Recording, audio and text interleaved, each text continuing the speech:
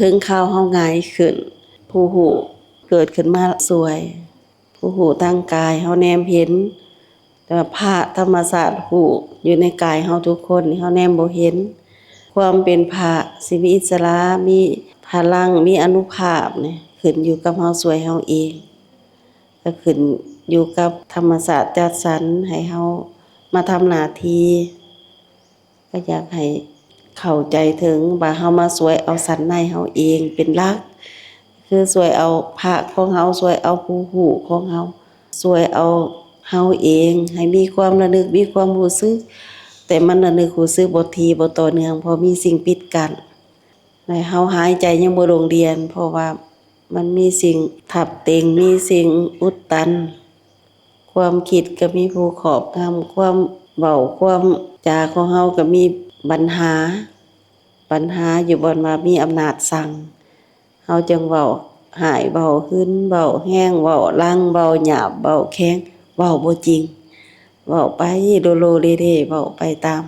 อารมณ์อาการไปตามตาแนมเห็นไปตามหูได้ยินไปตามรังหูกินไปตามลิ้นชิมรสไปตามกายสัมผัสไปตามใจคิดบัดนี้เฮาจึงมักปรับมาขอความเมตตาเพื่อให้ธรรมศาสตร์นี่ถอนปรับกวดลากจัดสรรใหม่ช่วยเอาสิ่งดีงามของเฮานี่ขึ้นมาแล้วก็ช่วยเอาสิ่งบ่ดีออกมันมีในตัวตนเฮานี่พ่อแม่เอ้ยมีหลายฝ่ายพระก็อยู่กับเฮาผีก็อยู่กับเฮาดีก็อยู่กับเฮาบ่ดีก็อยู่กับเฮาในคนนี่แหละ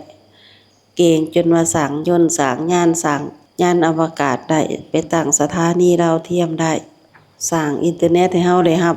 หูถึงกันทั่วถึงเขาก็สร้างได้สร้างนิวเคลียร์ขีปนาวุธสร้างได้เบิด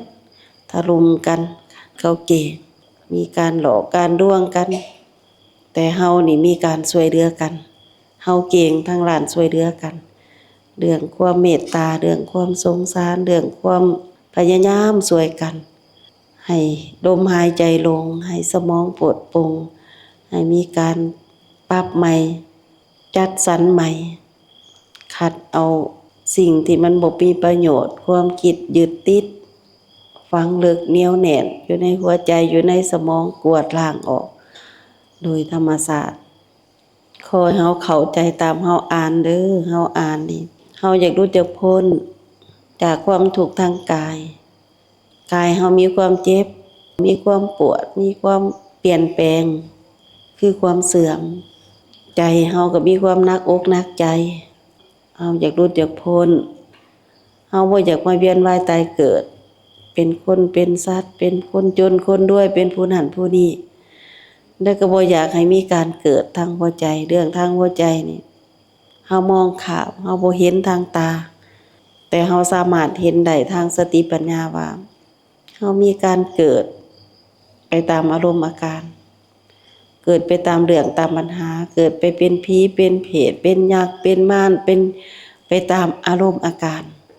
การเกิดของเฮาการเป็นไปของเฮาไปเป็นลูกหนี้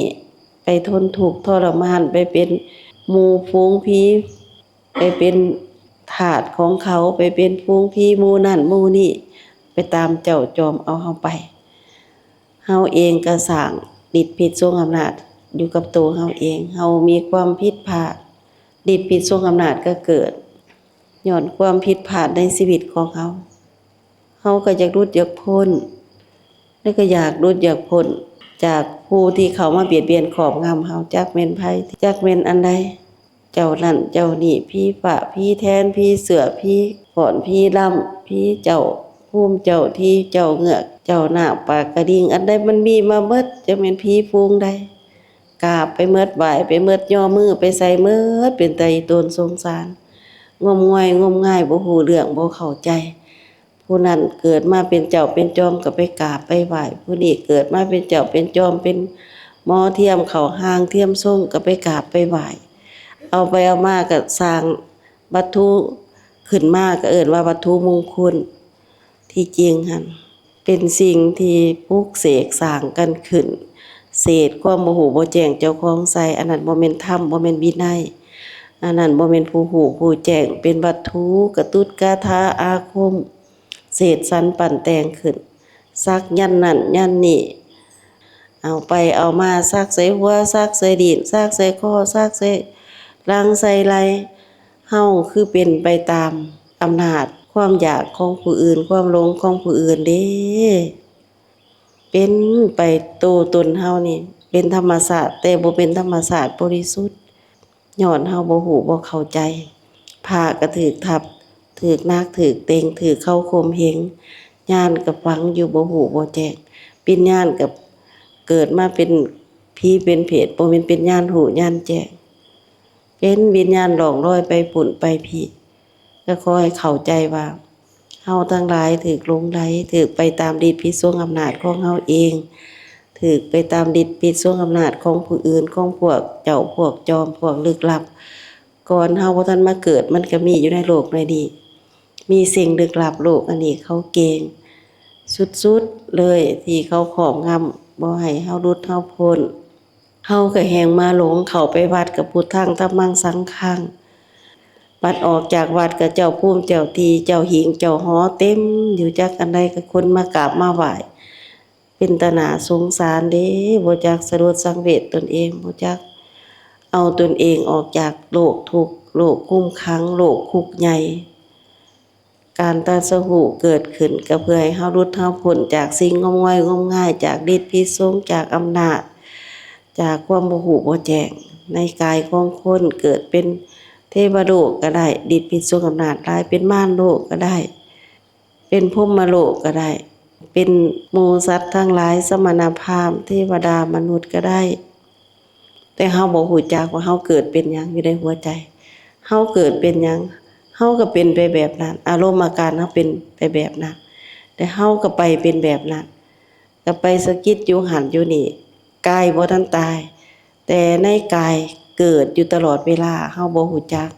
ตัวนี้เฮาควรฮู้จักว่าเฮาหันเกิดก่อนตายส่วนในกายเขามีการเกิดธาตุดินอันนี้เขาเกิดเป็นอยู่ทางนอกดินอยู่ไส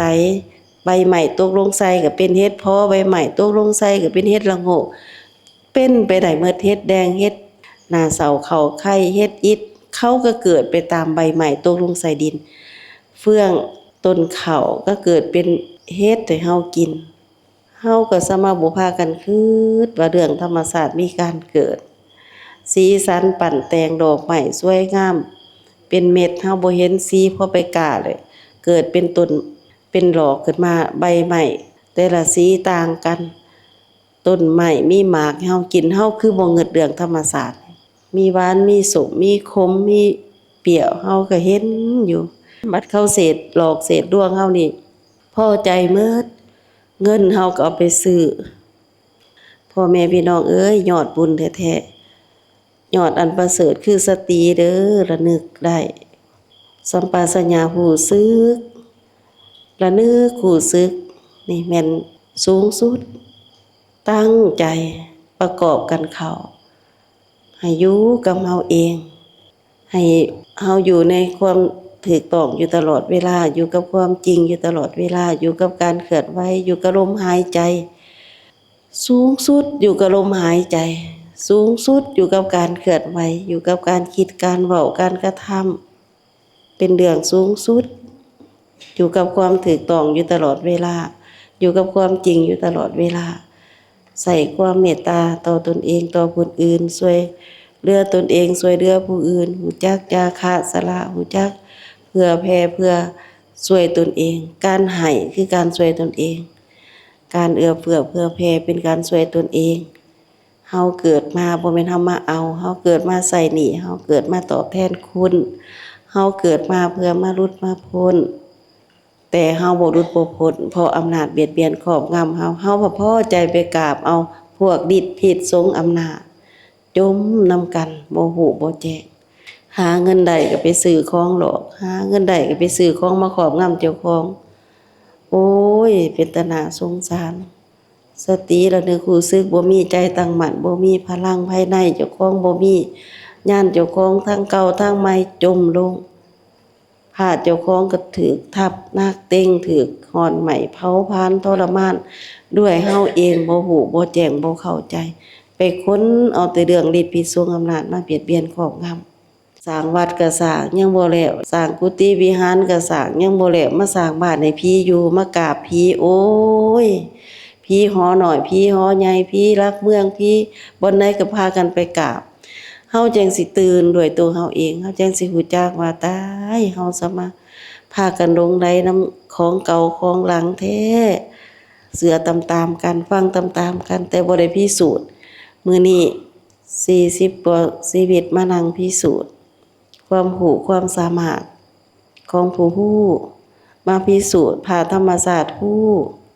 ว่ารู้แท้รู้จริงบ่ช่วยเฮาได้แท้ช่วยเฮาได้จริงบ่สิ่งนี้เกิดขึ้นมาได้จริงบ่อยู่ในโลกอันนี้อยู่ในประเทศลาวอยู่ในผู้หญิงคนนี้สิ่งประเสริฐเลิศยิ่งสูงสุดคือผู้เป็นธรรมศาสตร์ผู้เกิดขึ้นมาช่วย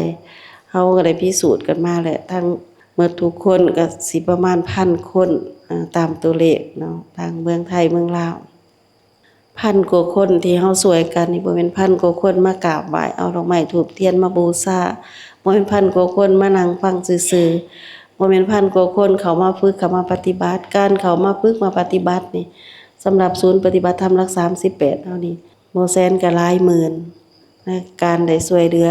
แต่ละทีละบอนการที่ได้ไปให้ความเมตตาแบบให้คำแนะนำคำสอนนี่ร่วมกันทั้ง20 กว่าปีมานี่ก็หลักแสนแหละเพราะว่าเคยช่วยเหลือกันมาแต่ปี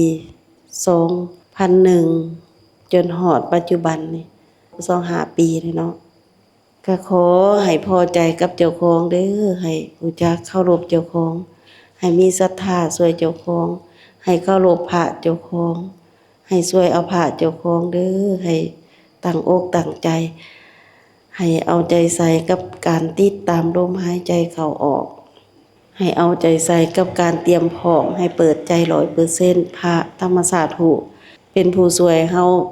ประกอบกันกับเฮาร่วมกันกับเฮาให้สิ่งประเสริฐสุดอยู่ในตัวของเฮานี่ได้มีโอกาสเฮาจึงสิได้เป็นผู้รู้ผู้แจ้งผู้สว่างผู้หลุดผู้พ้นผู้ช่วยตนเองผู้พึ่งตนเองตนพึ่งตนเองเจ้าของพึ่งเจ้าของนี่สูงสุด